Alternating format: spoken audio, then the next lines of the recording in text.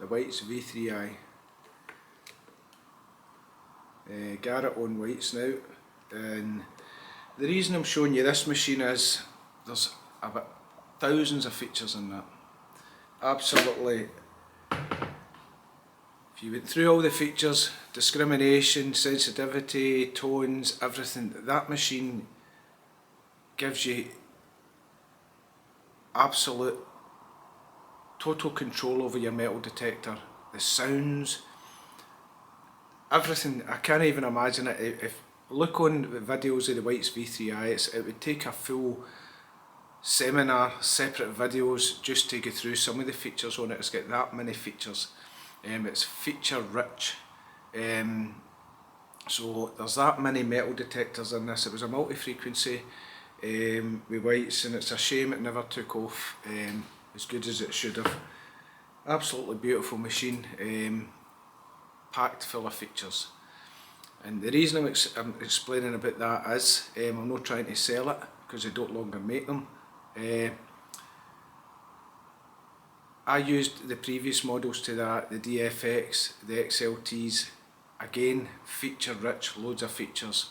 And when you go for a machine that's basically got 4 or 5 knobs on it, or you go for a machine that's basically got 3 knobs on it and it's basically just a switch on and go, like the early Sovereign XS2A Pro, I used one of them. You just put it into auto and away you went, and it done everything for you. So when I went to the DFX, it was a massive learning curve for me, because again then we didn't use computers. I wasn't really computer literate, plus detecting wise it had that many features. So when I started using it, I found that I spent most of the time in the field changing stuff about. As I see now, this was easily 20 years ago, maybe more, right? And I see people doing that in my digs, standing in fields twiddling. I think he's on YouTube putting guys' settings in. They don't really know what they're doing, they're just putting settings in for the sake of putting settings in. They don't know how it's going to react or anything. They don't know what any of the features mean. So I get so fed up studying this manual. I used to read the manual every single time when I come back for detecting, and I would read it all and try and understand all the features and practice it. There was no internets to go on and sit and really look up. I couldn't really sit and scan stuff. There was no YouTube, so it was hard. So I started going through all the features and listing the features that affected depth on that machine, and I've found that like most of the modern machines, all the stuff that's in most of the modern machines. So they might be called something different, but it's the same features. Alright, so that's how I understand all those machines, because they're all in that somewhere. Okay, or I can make that sound like most of the machines. I think most of the newer machines are better now, build wise. They're lighter, they're more powerful. I would say they're deeper, but feature rich. They're not as feature rich as that machine. The nearest you'll get to that's an XP-DS2, which is really feature rich, but it can also be simple because I've put it into programs, and that's what was in this. Okay, so I might do another separate video on that, but the DS2 is probably the nearest you'll get to that feature wise. So there you go. So I found out after a good few years and many years detecting that there's really only 6 things that affect depth. Everybody's after depth in metal detecting. You pay for depth. The deeper they go, the more money you'll be paying. Alright, that's how it works. So you need to maximise your money, what you pay for a machine. You need to get the best out of your metal detector on different conditions. So when you go to look for a detector, you need to make sure it's got these 6 things if you want optimal performance out your metal detector. Alright, so these features are coil. Okay, your coil size makes a difference. If you've got a wee 6-inch coil, somebody with a 12-inch coil is going to get deeper. They're going to cover more ground, but they will get deeper. It's as simple as that. Okay, frequency. Frequency will make a difference. If you're looking for, which we're all looking for, is hammered coins, posy rings, gold hammered. They're all standard kind of size, they're no big giant things. Alright, we get axe heads and things like that, but most days are after hammies, stators, Celtic, Saxon skates, all these types of coins, which are all quite small, just like a 5 pence or a 10 pence. So that's what we're looking for size wise. So frequency wise is going to be important. As I said before, between 10 and 13 is ideal, what I found for stuff around about a 10 pence size. Smaller than that, up to 18 kilohertz, I personally wouldn't go any higher, that's just me, through years of experience, so frequency makes a difference. So again, I wouldn't go any higher than 20 kilohertz, and multi-frequency makes a difference. Multi-frequency is really good at filtering out bad soil as well, all the spits and pops, especially full band spectrum is excellent. So is the Deus, the Legend, the Equinoxes, they're all good machines at filtering out, because of multi-frequency, the spits and pops that you would get on single frequencies on bad soil. So frequency, so it's coil, frequency, discrimination. Too much discrimination is going to lose your depth. On that machine, if you use too much discrimination, it lost your depth.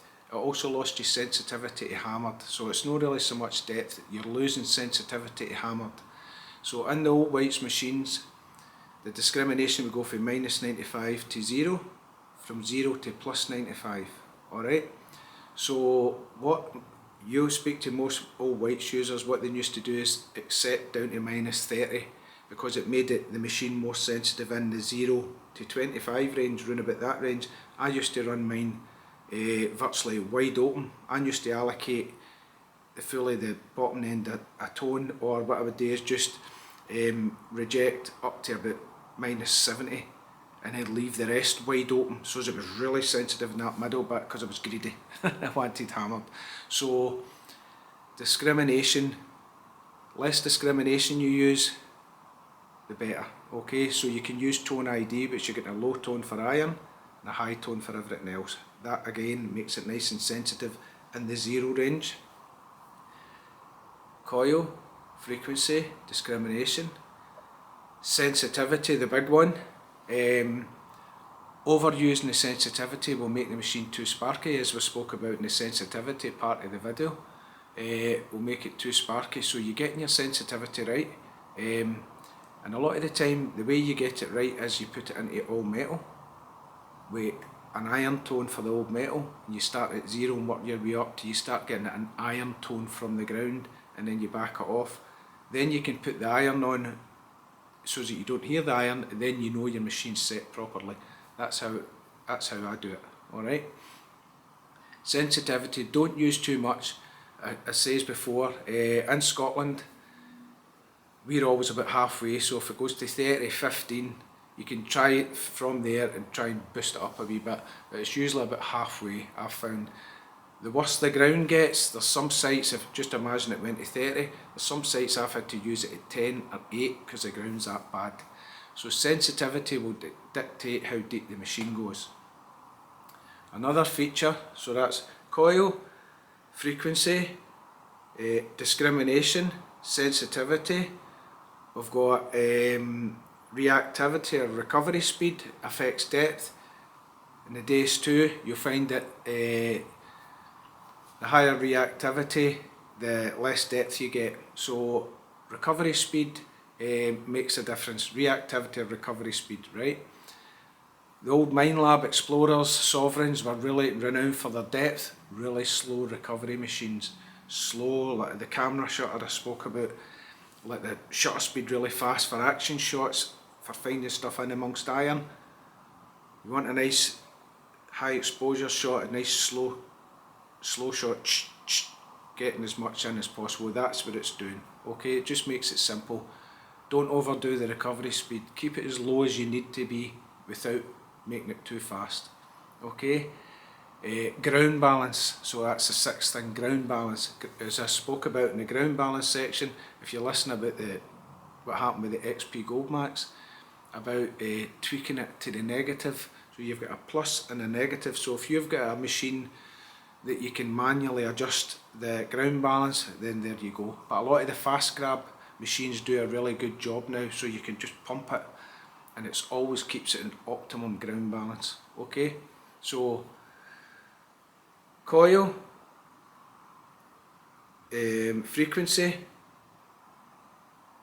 discrimination, recovery speed,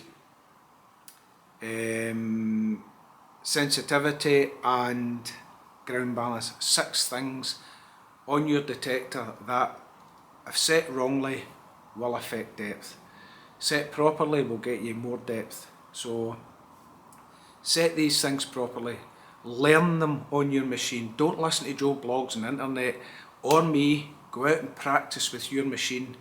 Practice, bury a coin, buy a wee hammered coin, an Edward penny, they're cheap, put it in a wee bag, dig a wee hole in a field, make sure there's no iron there, dig a hole, leave the hole open, put it in at 4 inches, set your machine how you would set it and go over it, and then up the, what you do is you go over it until you just lose it, so you keep pressing it in the ground until you lose it.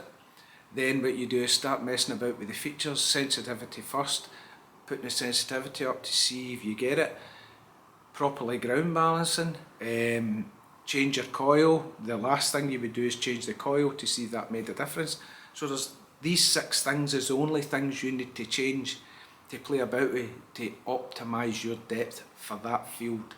Every field is different, so you want to be playing about with these features to optimise it for your field. So the 6 things is 35 years metal detecting, and I learnt it after about 10 years metal detecting.